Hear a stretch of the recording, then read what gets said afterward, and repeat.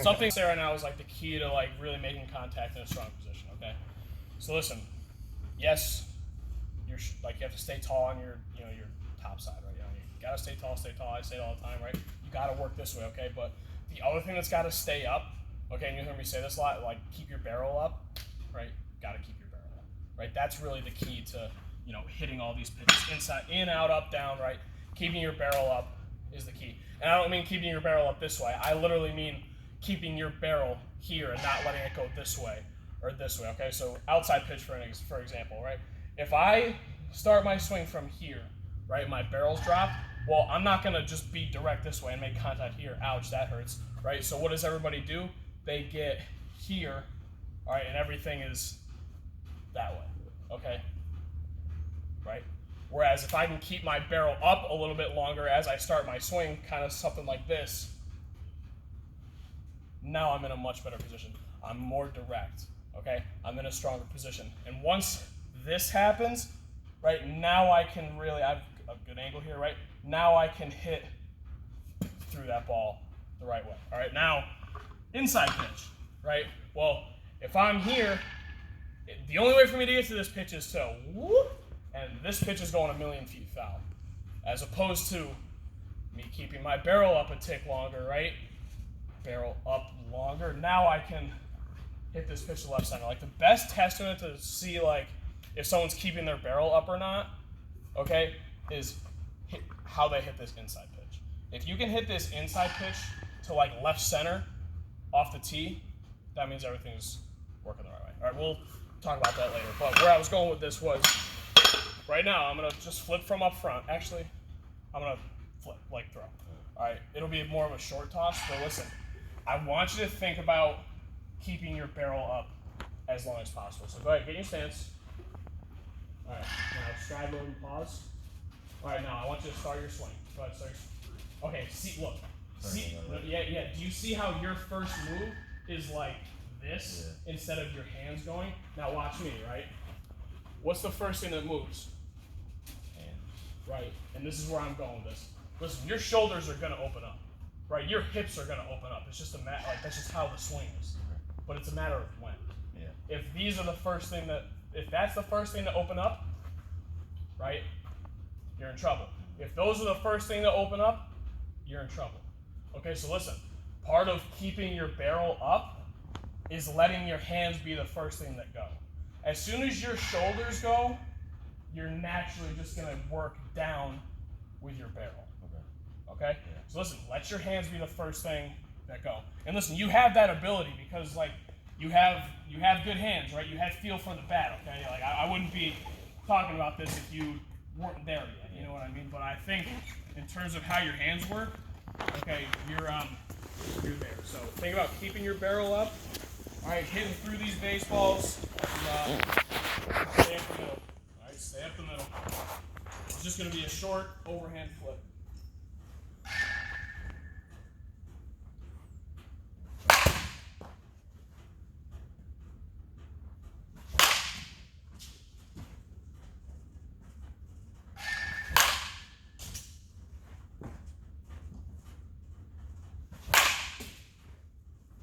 Stay tall. Keep that barrel up. Better, just like that. Good. Oh, you're good. You're good.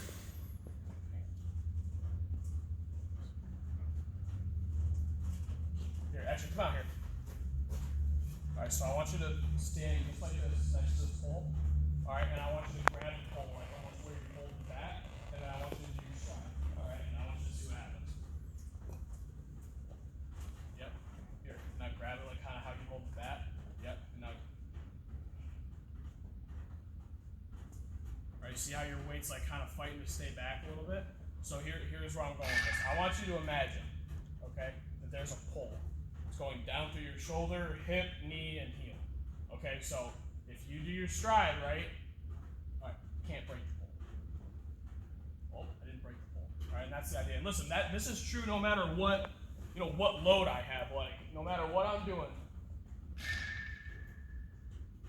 Right, you never see me break the pole, you know what I mean? Like, that's the idea behind it. And again, I'm not, just like this and doing it right. Like, I'm in an athletic position. Okay, but that's the goal.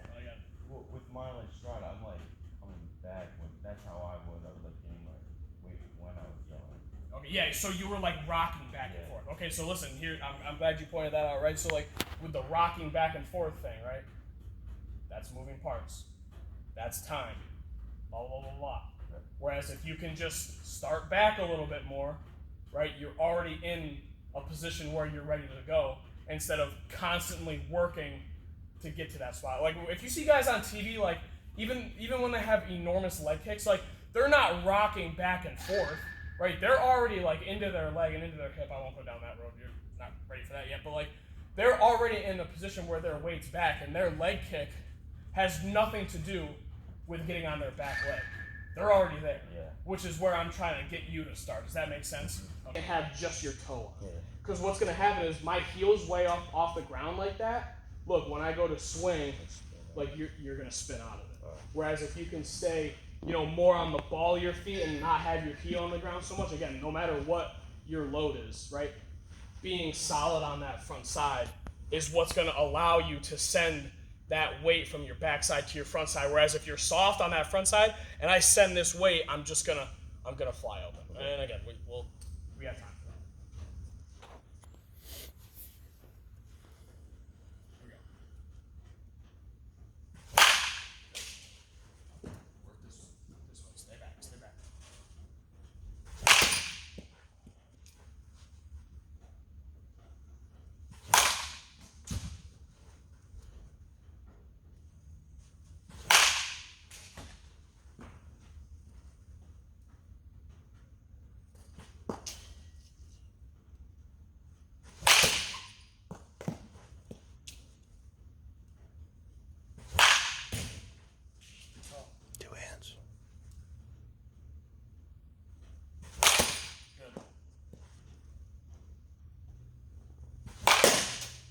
Best friend, the thing that's going to help you hit that outside pitch the most, like the thing that's going to help you is staying back. Okay, because what happens is like everybody's ready to hit that pitch down the middle and inside a little bit, so they're already like kind of getting ready for it. Whereas, as you know, that outside pitch you have to let it get a little bit deeper. Okay, so what happens is everyone's ready to hit this pitch, they're all rushing out. By the time they land, right, they got nothing here. That outside pitch, they're trying to slow themselves down, right? But if you can back, you're going to be in good shape. All right, and a little bit of that has to do with your approach and whatnot, but again,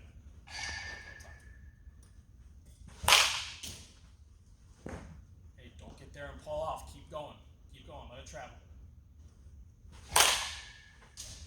Good.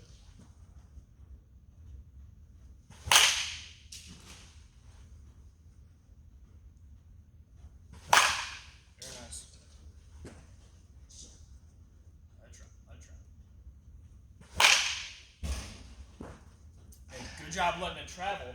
Now, don't go get that pitch this way, right? Go get it. Be direct. Be direct and through it. Okay, good job with your hands. Good job with your hands and your upper body. Yes, better. Better. Hey, now let it travel that much more.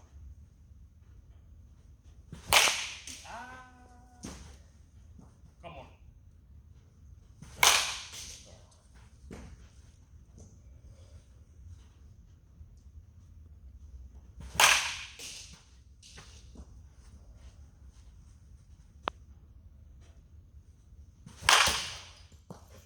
Hey, so listen, and again, this is why I have, this is why we start back here, right? Listen, was your weight back when your front foot landed? No, but your hands were back. All right, now when your hands stay back and that happens, you still may have enough to just let your hands rip at it and still hit it hard. You know what I mean? Like, I made a living on like hitting curveballs down, even though I was way out in front, but my hands were still here, and I would just go, whoop. Like, I don't know how I did it, but like, I just made a living of that. But like, listen, if my hands went with me, right, like if I was here, I'd be screwed. But since you already, even before we even talked about it, like, you did do a good job of keeping your hands back as you started to work forward with your front foot, like, those are the kinds of swings that's going to happen. Like, you're going to be off balance, and you're not going to have your weight back because You're not going to be perfect every time. I get it.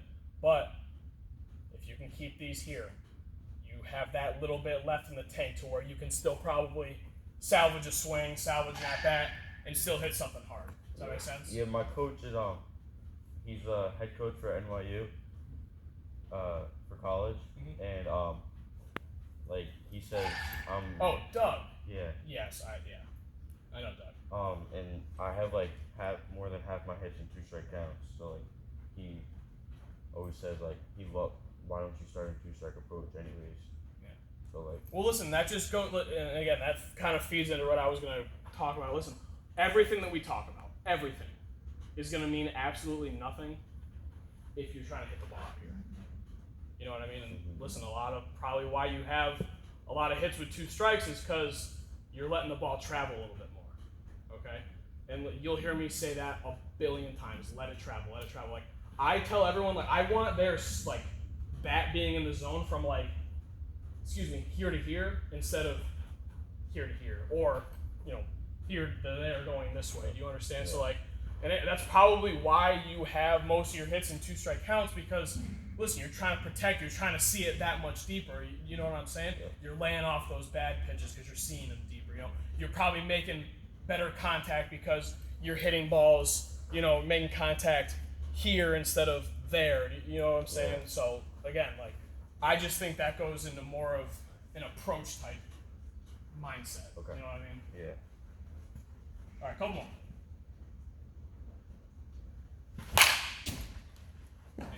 Stuck. Keep going this way. Okay. Way to be strong there. Good.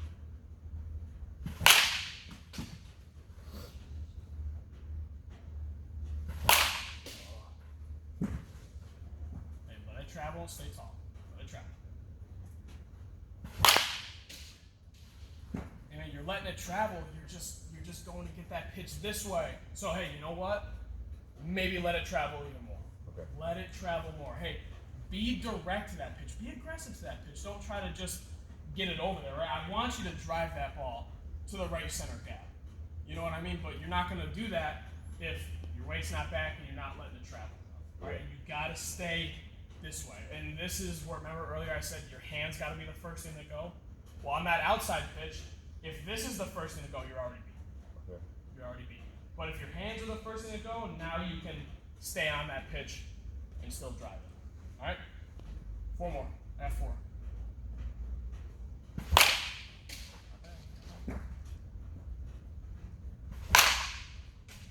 And then I miss over the middle, and then you hit it to left center. Very good.